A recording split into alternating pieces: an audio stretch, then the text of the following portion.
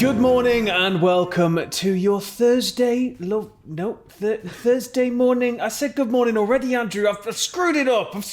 Already. It's all right, Good morning son. and welcome to your Thursday morning wrestling news. I'll just say it twice. There you go. Yeah. A major AEW star was injured on Dynamite. A Hall of Famer responds to a recent WWE snub. And John Cena responds to Undertaker's recent comments. Find out what he said in a bit. Now, I don't know if you've already seen last night's AEW Dynamite, have you, Andrew? I've seen little tidbits here and there, Sam, little tidbits. Well, then you may be unfortunately aware that a star was injured last night. Now, during a tag match featuring the American Nightmare Cody Rhodes and Lee Johnson against Pretty Peter Avalon and Cesar Bononi, Cody Rhodes appears to have suffered an injury. Now, the following statement was given by AEW's medical team, and it was following the recording of Coach's Corner. It was confirmed by the AEW medical team that Cody Rhodes suffered a slight tear of his left rotator cuff during his tag team match on Dynamite. His current status is to be determined. Now, Cody's still scheduled to wrestle with Red Velvet to face Jade Cargill and Shaquille O'Neal in a mixed tag match on the March 3rd edition of Dynamite. And according to the old Google, which is never wrong, never wrong, a torn rotator cuff can be anywhere from 2 to 4 weeks onwards, but it shouldn't be too intense a recovery schedule. So hopefully Cody will be good to go, and he'll be ready and fighting fit to get in there and take it to Shaq. I hope so. That was my first worry, Sam. Not, I hope Cody Rhodes is all right. My first worry was like, is this match still going forward? But yeah, it looks as though there's going to be enough time to heal between now and then. It looked pretty bad though. I think it was from a pump handle slam from Cesar. And he just lands, and Cody just lands really bad on his shoulder, and I do hope he's all right. That big old Cody Rhodes, no putting that man down. He kept going. This is the worry. It's like I hope Cody's okay, because you know what he's like. He's the type of guy, I guess, where he would fight through the pain, because he's born to wrestle, isn't he? He really is, you know. Yeah, and a banner made of pain. I'm going to change the game. It's a stern. It's a stern reminder of the actual, realities of injuries in wrestling. They can come from the simplest places, and they can be pretty devastating overall. So luckily this time it was only something small for Cody. Now, are you familiar with hashtag Wham Wednesday, Andrew? I am not, Sam. Wham Wednesday? Wham Wednesday. What a maneuver Wednesday. It's something that WWE does on their Twitter. It's a poll where they ask fans, who has the best maneuver. Now, this time it was the Spinebuster. Who has the best Spinebuster in the business? And there's only one answer to this, isn't there, Andrew? There is indeed. Who Tony is it? Khan. Yeah, well, Tony's is up there, but it's actually Arn Anderson. Everybody knows Arn Anderson has the best Spinebuster in the business. But the options were WWE Champion Drew McIntyre, The Rock, Robert Roode, Apollo Crews, Mercedes Martinez, Triple H, Batista, and Ron Simmons. Arn Anderson, the master of the move, was not included in that lineup there. Now, it's not really surprising considering that he now works for the competition, but historically, come on. Like, most people base their spinebusters, like Triple H and everyone base their spinebusters off his. And like, how can you not put him in there? One of the greatest moments of my childhood is Arn Anderson slipping into the ring and hitting a spinebuster on the Undertaker while wearing a sweater vest. Jesus Christ. Just it's like a painting. In, out. Like, yeah, it's perfect. But Anderson responded to the poll tweet and wrote, seems like someone's missing. And a lot of people then agreed with him, including Xavier Woods, who tweeted, I know it's all personal preference, but I think I land on Simmons/Anderson for this one. And I think I very much agree with Xavier Woods there. Now we have an update regarding the AEW Women's Eliminator Japanese brackets, and AEW have announced on Dynamite that all 4 first-round matches from the Japan side of the bracket will air this Monday on YouTube. So the 7 p.m. Eastern broadcast will feature Yuka Sakazaki versus Mei Segura, Veni versus Emi Sakura, Aja Kong versus Rin Kadakura, and Ryo Mizunami versus Maki Ito. I'm really sorry if I've mispronounced any of those names. I really try. But, this is good. This is huge because, everybody's been speculating about this, and hopefully these matches are going to be pretty fear-inducing for the US side of the bracket, I'd imagine. Yeah, I'm obviously with travel and everything like that. It's a shame that it's not on Prime AEW TV, but you know, at the same time, the YouTubes, the youths and the YouTubes these days, a lot of people are still gonna watch that. Who would you like to win? Because I'm not very familiar with these people other than recently, Sam. Yes. Is it Maki Ito? Yes, so Maki Ito is probably the one I want to come in and just go on a tear. She's got the best Twitter game ever. I was just like browsing through Twitter like, I guess I'll look up on these people and see what's going on, right? I come to Maki Ito and she's there covered in chocolate saying, "I'm the god of plops," is just the quote on Twitter. And I'm like, if I want anyone to win, it's her. Andrew is all in for any deity of plops. That's it. That's the end of the... No, don't quote, no! A former WWE star, so it can't be Tony Khan, Andrew, has won a top Mexican title. Have you got any guesses? Khan Tony. No, I can tell you who it is, Sam. Off the top of my shiny dome without even thinking about it. Bet it's Leo Rush. Leo Rush. It is indeed Leo Rush. Well done. So on Major League Wrestling show MLW Fusion, World Middleweight Champion Leo Rush pinned Laredo Kid to win the AAA World Cruiserweight Championship. Leo Rush is the first interpromotional double champion in MLW history, and AAA and MLW officials are already in discussions about a possible Rush Laredo 2 title bout for the unified belt. Now, this is just exciting all around. I love when companies are working together, and I love that now, you know, you've got AAA and MLW, and AAA and AEW are a thing, and then you've got Impact in the mix, and you've also got New Japan, who've got CMLL and Ring of Honor, and it's just growing and growing. Potentially more people to come through the forbidden door, but let's not discount the fact that this is huge for MLW, who are one of the promotions that are just they've been just silently chugging away for so long now, and they deserve that next little push up the ladder. So hopefully, you know, this partnership or this sort of partnership they've got going on here with AAA will boost them to that next level. Now, the return of Christian is one of the most talked about moments of this year's Royal Rumble. How could you not be emotionally swept away by that moment with him and Edge? Oh my God. But his return has obviously led to wider questions surrounding whether he's going to be staying, whether it was a one-off, whether maybe he's going to come in for a little bit of a Goldberg/Kurt Angle run type of thing. And I think everybody, you know, myself included, I'd very much like to see that. Are you a fan of Christian, Andrew?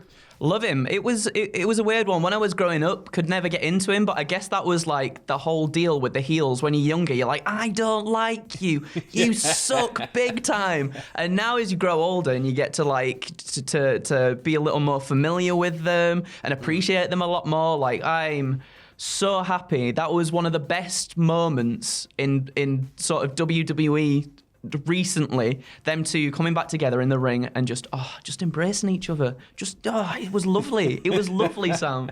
Well, Christian appeared on The Bump, and about this whole discussion, he has said, "No decisions have been made. I'm not sure at this point. We'll just take it day by day at this point."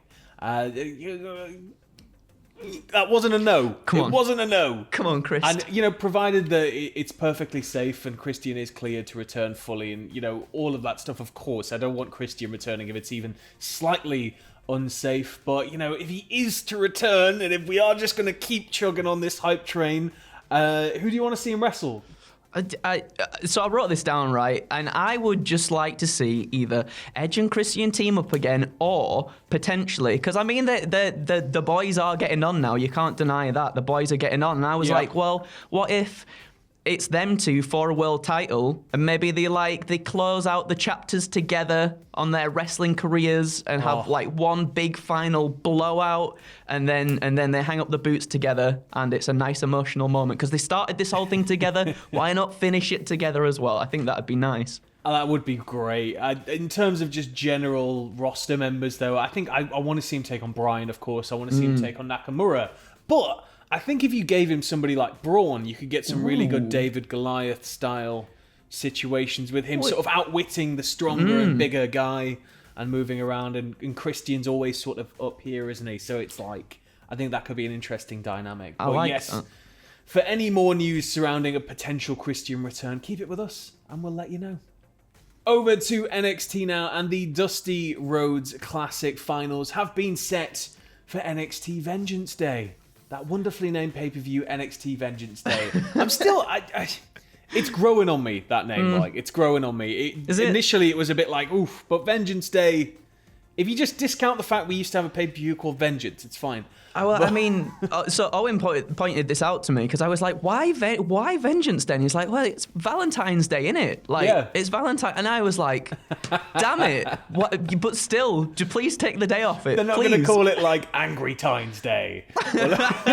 Wrestle It's WWE. Like, nothing's impossible, Sam. I wouldn't be surprised. But in terms of the Dusty Finals, so the men's tournament final is MSK, formerly, of course, the Rascals versus Grizzled Young Veterans. And the women's tournament final is Raquel Gonzalez and Dakota Kai versus Shotzi Blackheart and Ember Moon. And also at Vengeance Day, just to point out here, we've got Johnny Gargano versus Kushida for Gargano's NXT North American Championship. Io Shirai versus Toni Storm versus Mercedes Martinez for the NXT Women's Championship. And Finn Balor versus Pete Dunne for the NXT Championship. So this is going to be a hell of a show. An absolute barn burner already on paper. I don't know how they could possibly make it more intense, but they're going to, aren't they? They are. That's what they do. And that's another good thing. That's another good thing I think WWE has been doing recently is kind of building up so many people that you're like, who is going to win this? Who is going to win this? And I've got multiple theories and multiple ideas that I'm sure he's putting it out there. Predictions is coming up, people. Don't you panic. So we'll get deeper into that there. But I am very, very excited for this because it could go either way. And then potentially even if Edge, come over to NXT, pal. Come on. Have that dream match. Like, it could lead to so many incredible and exciting things. If it does go that way, it probably won't. But if it does, it would be nice. Impact Wrestling have announced that they're throwing a new show out into the ether, Andrew. They're showing a new show out. And it's going to be called Behind the Impact. And it's going to air on Tuesday nights at 7 p.m. And Josh Matthews has said of it that BTI... Behind the Impact, of course, will feature in-depth previews of the biggest matches, exclusive interviews with Impact Wrestling stars, behind-the-scenes access you won't see anywhere else, and an exclusive match every week. And Scott D'Amore has added, before the Impact will be Impact Wrestling's version of a pre-game show, and fans have been asking for more Impact action on Access TV, and we're excited to debut a new show and format with BTI. Now, if anybody could pull this off, I'd like to wager it's Impact, because they tend to... despite, everybody kind of laughing at them through history, they've always managed to sort of try things and gain a little bit of ground. And Impact is on a roll unlike we've ever seen before right now. And I think there's so much hype around the company that people want a bit of a refresher every week. People are going to want all this stuff because there's so many people coming back to it. So I think from that standpoint alone, it's going to be very handy. Yeah, I agree. It reminds me a little bit of, I think it's the Road 2 series that AEW do now, on the pay-per-view stuff. And, it builds so much excitement and the dramatic promo packages and everything and the little interview segments and stuff. It does get you very, very excited for it. And also, I mean, what's more time... How am I trying to word this? I guess Impact having more TV time is a good thing anyway. Exactly. Have more of that stuff on TV. That's nothing but a good thing for Impact. So yeah, I'm all in for this. I'm down for it. And finally, John Cena responds to Undertaker's recent comments, but not just that. He also just throws in some more stuff about WrestleMania that may or may not muddy the waters a little bit. Now, speaking with Forbes, John Cena was asked about, as I said, both WrestleMania and The Undertaker's recent comments. We're going to talk about his WrestleMania comments first. So he said, unfortunately, it's out of my hands. Every other year except for this year has been completely within my realm. If this were normal times, I would 100% be there. I'd find a way to contribute somehow. I've sat in the crowd as a fan, and I'll do whatever the event asks me to because it means that much to me, and WWE means that much to me. But I'm in Vancouver shooting Peacemaker for HBO Max. It's an unbelievable opportunity. James Gunn has written the whole thing and is directing a bunch of the episodes, so this is something that I'm inspired to do. He said that it would be super, super, super selfish if he were to push back the production of Peacemaker by going to WrestleMania, noting how much money it would cost. It would be obscenely expensive. But added, should things beyond my control normalize a bit and travel restrictions lift up, then sure, I'm in. But right now, logistically, it's impossible. I can't do that to Warner. I can't do that to DC. I can't do that to James. I can't do that to the Suicide Squad. It's just not fair. So Cena pretty definitively stating that unless things go back to normal, he's not going to be at Mania. But let the speculation begin. Come on, Andrew. He's dead anyway. How can he come back if he's dead? Well, this is the Fiend killed him. This is what I'm thinking. Is I think Cena's going to be at Mania, but not at Mania. Okay. What? Okay. So I think elaborate. that Cena is going to appear during the Fiend's match. But I think it's going to be another Firefly Funhouse insanity type match. Mm-hmm. And Cena's going to be trapped within the Funhouse still. That'd be cool. Is he going to be in his Peacemaker outfit? I don't know, but it can be pre-recorded on any set, couldn't it? Oh, it could. Oh my God, that'd be amazing. Black. It was just all blacked out, wasn't it? It was just in the shadows. Yeah. So my God. You could shoot that in advance and maybe have that, and fingers crossed we will see Cena. But that's about as far as I think it's going to go.